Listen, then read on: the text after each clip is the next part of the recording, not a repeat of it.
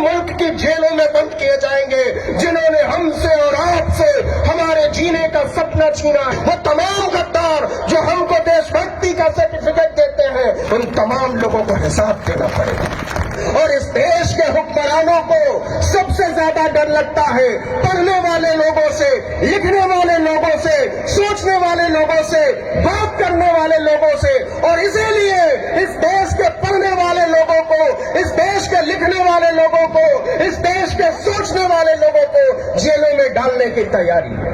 क्योंकि आपको पता है कि यह सोच एक दिन आपकी सत्ता को उखाड़ कर फेंक देगी, इसलिए आप हर बात करने वाले आदमी को जेल में डाल देना चाहते हैं। फिर कोई गजल का प्रोग्राम था, फिर फाटक बंद करना पड़ा। और मुझे लगा कि इस देश में स्थिति बड़ी अच्छी है, लोग प्रतिरोध के लिए जमा होने लगे हैं, अपनी बात कहने लगे हैं।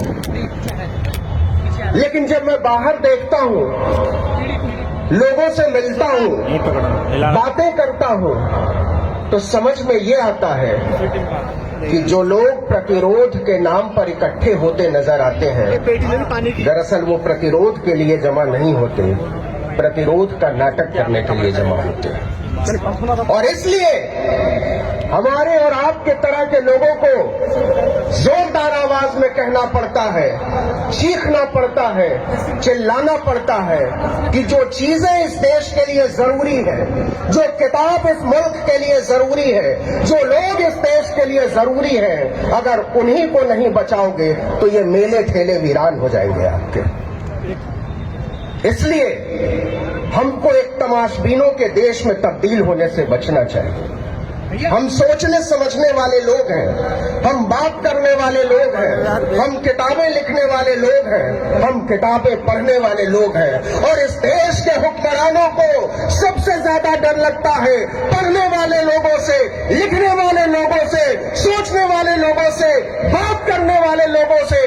और इसीलिए इस देश के पढ़ने वाले लोगों को, इस देश के लिखने वाले लोगों को, इस देश के सोचने वाले लोगों को जेलों में डालने की तैयारी। क्या कोई गुंडा लफंगा जेल में डाल रहा है? क्या कोई ऐसा आदमी जेल जा रहा है जिससे इस मुल्क के चैनो अमन को खतरा है? नहीं साहब, इस देश में जेल में डाले जा रहे कौन लोग? विश्वविद्यालयों में पढ़ाने वाले लोग, विश्वविद्यालयों में पढ़ने वाले लोग, किताबें लिखने वाले लोग, भाषण देने वाले लोग, विचार करने वाले लोग। क्योंकि आपको पता है कि यह सोच एक दिन आपकी सत्ता को उखाड़ कर फेंक देगी, इसलिए आप हर बात करने वाले आदमी को जेल में डाल देना चाहते हैं।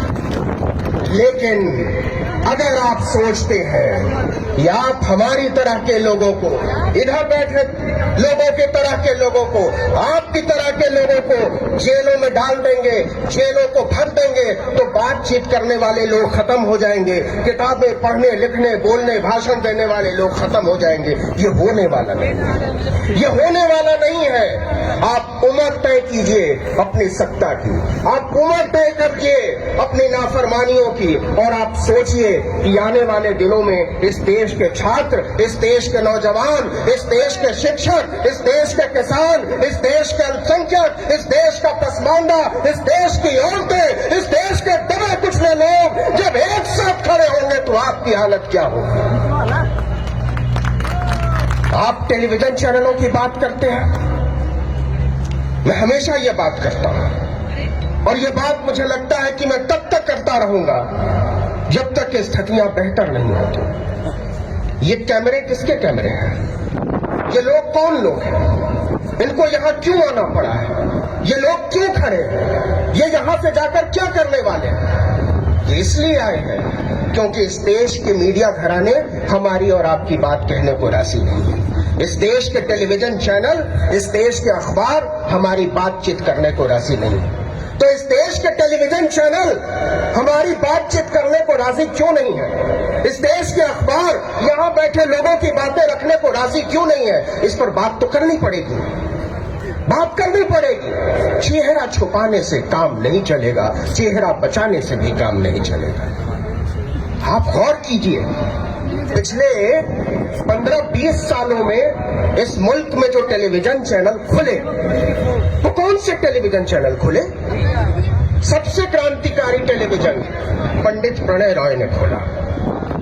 हाँ, उससे ज्यादा क्रांतिकारी चैनल पंडित रजत शर्मा ने खोला, और क्रांतिकारी चैनल पंडित राजीव शुक्ला ने शुरू किया, पंडित अवीक सरकार ने शुरू किया। अरे भाई, जब उन्होंने अपने लिए चीजें खड़ी की हैं, अपने लिए मीडिया घराने बनाए हैं, अपने लिए अखबार बनाए हैं, अपने लिए मीडिया हाउस खड़े किए, तो आपको शिकायत क्यों है कि आपकी बातें नहीं की जा रही?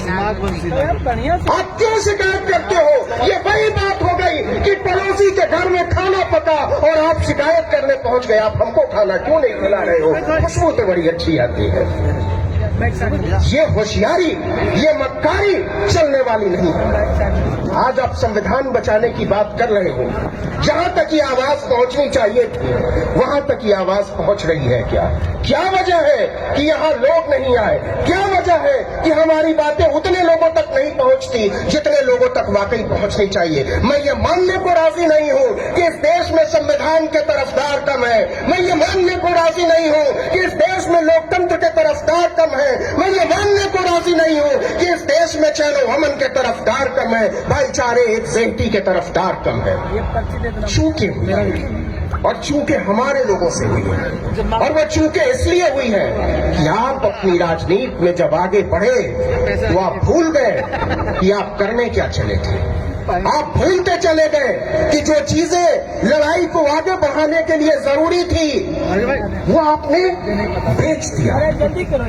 आपने मीडिया घराने इसलिए नहीं खड़े किए क्योंकि आपको पता था आपको वहां सरेंडर करना है।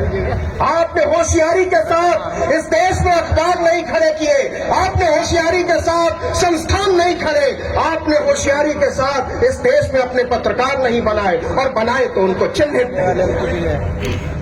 ये सोचने की जरूरत है। आगे अब सोशल मीडिया पर आते हैं कि सोशल मीडिया एक ताकत के तौर पर उभरा।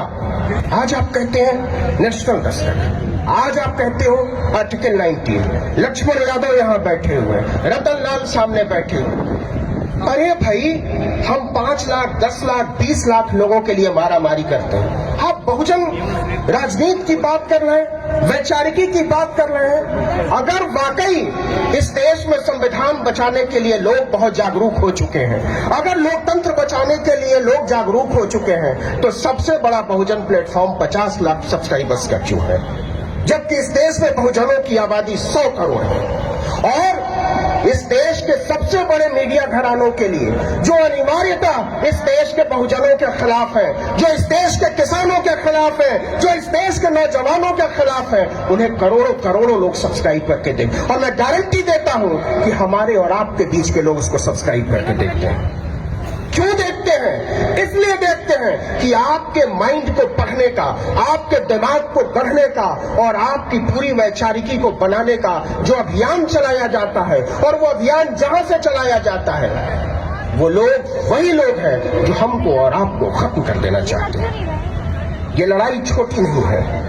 संविधान की बात उठी है, लोकतंत्र की बात उठी है, बात उठी है जातीय जनगणना की, तो सोचना पड़ेगा कि अगर हम लड़ने चले हैं, अगर हम भिड़ने चले हैं, अगर हम बदलने चले हैं, तो हमारे हथियार क्या होने चाहिए?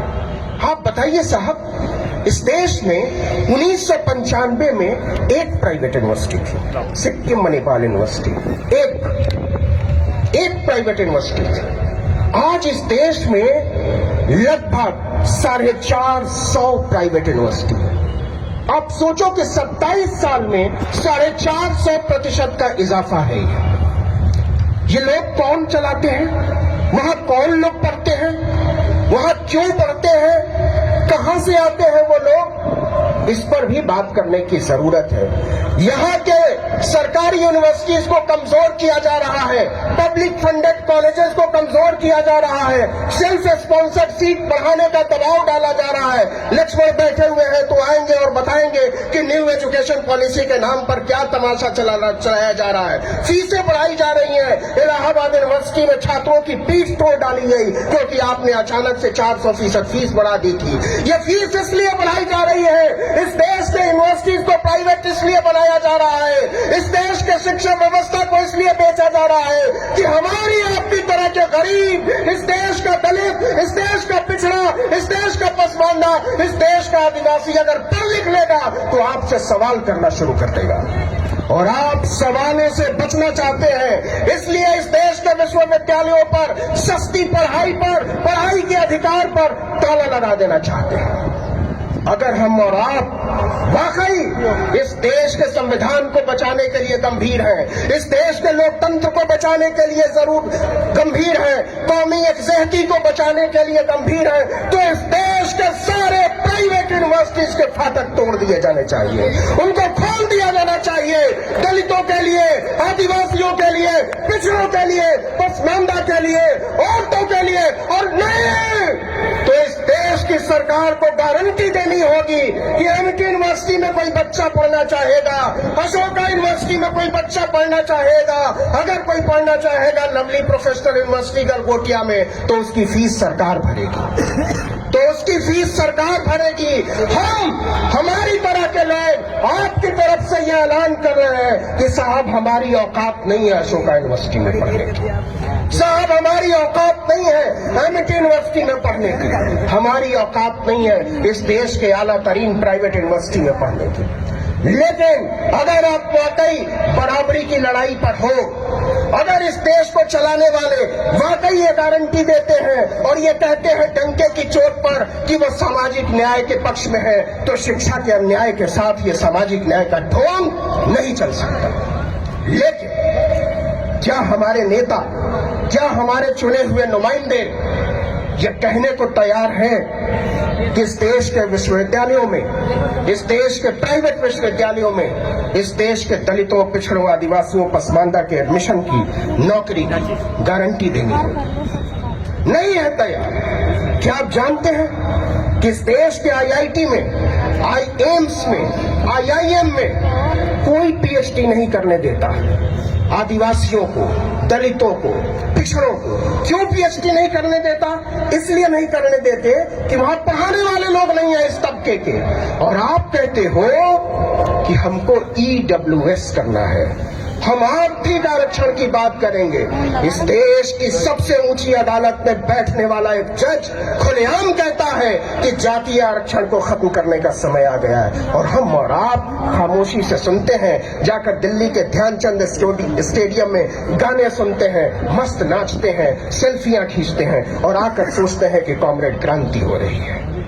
ये क्रांति हमारे और आपके नजरों के सामने धोखा है। बदलाव का जो ये ढोंग रचा जा रहा है, वो एक दिन हमारी आने वाली नस्लों को बर्बाद कर देगा। मैं आपसे इसलिए नहीं आया हूं कि हम अपने आप को बचा लें, मैं इसलिए आया हूं कहने के लिए कि हम अपनी आने वाली नस्लों को बचा लें, हम वो बचा लें जो हमको बाबा साहब ने दिया था। और यकीन मानिए कि जो हमको बाबा साहब ने दिया था उससे कम हमारे पुरखों ने हमको सौंपा है। हमको रिक्लेम करना होगा, हमको चीजों को वापस हासिल करना होगा, हमको छीनना होगा, क्योंकि मांगने से बात बन नहीं रही। हमको यहाँ से, ऐसे समारोहों से और ऐसे तमाम आयोजनों से ये बात, ये संदेश भेजना होगा अपनी आने वाली नस्लों के कि जो चीजें हमको हमारे पुरखों से मिली है, हमको हमारे विरसे में मिली है, उससे ज्यादा, उससे बहुत ज्यादा हम अपने आने वाली नस्लों को सौंप के जाएंगे। ये बात सिर्फ राजनीति की नहीं है मेरे दोस्त, ये बात सिर्फ वैचारिकी की नहीं है, ये बात सिर्फ हक और हुकूक की नहीं है, ये बात हमारी भावनाओं की है, ये बात प्यार की है, ये बात सम्मान की है, ये बात इज्जत की है, ये बात हमारे और आपके सपनों की है, जिसको नीलाम करने के लिए हमारे और आपके सपनों को मंडी में खड़ा कर दिया जाए। इस मुल्क को मंडी में तब्दील किया जा रहा है। इस मुल्क की रेलें नहीं बेची जा रही हैं, इस देश के दलितों, पिछड़ों, आदिवासियों के सपने बेचे जा रहे हैं। इस देश के हवाई अड्डे और हवाई जहाज नहीं बेचे गए, हमसे और आपसे हमारा हक छीना गया है। इस देश की सड़कें नहीं बेची गई है, हमसे और हमारा आपका हक छीना गया है। और अभी भी अगर हम और आप ये समझने को, सुनने को राजी नहीं है, तो देर पहले हो चुकी है और देर हो जाएगी। मैं ये बात पूरी ताकत से कहना चाहता हूं और बार बार कहना चाहता हूं कि पीछे देखना छोड़ना होगा।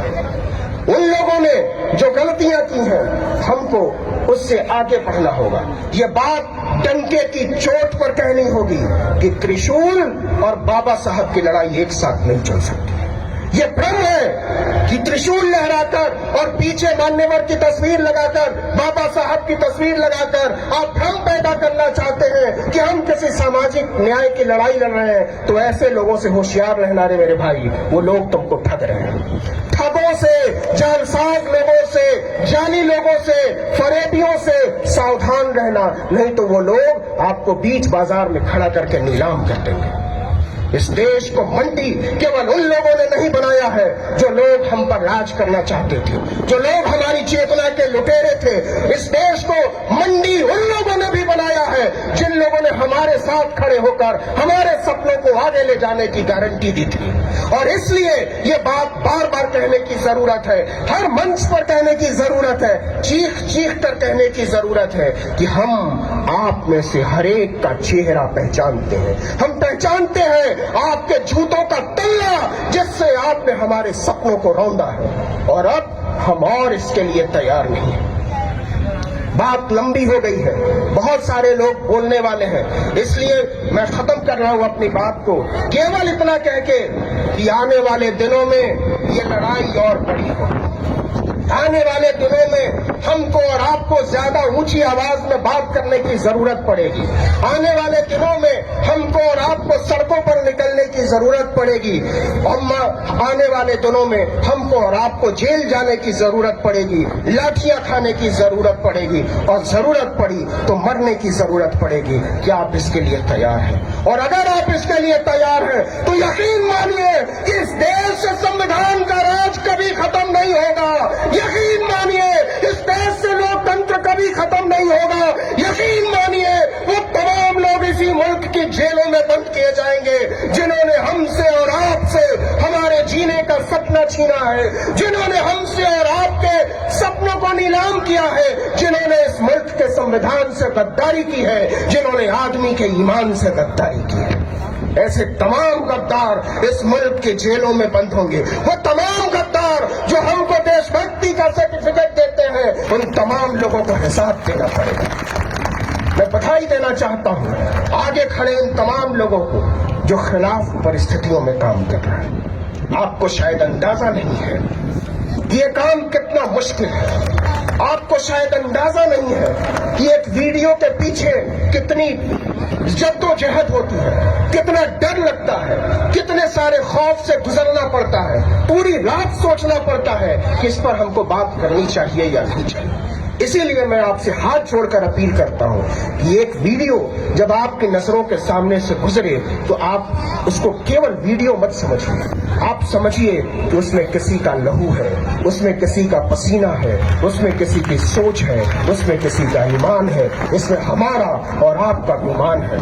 आखिर में मैं केवल इतना कहना चाहता हूं कि हमने हवाओं के हाथ से आपकी तरह के लोगों को मोहब्बतों के, बंधुत्व के, भाईचारे के, समानता के खतूत भेजे हैं। ये सारे खतूत एक दिन पंछियों में तब्दील हो जाएंगे और हमारे आपके सपनों की तरफ फड़फड़ाएंगे और चिल्लाएंगे बाबा साहब की जय, संविधान की जय, लोकतंत्र की जय, इनकलाब जिंदाबाद।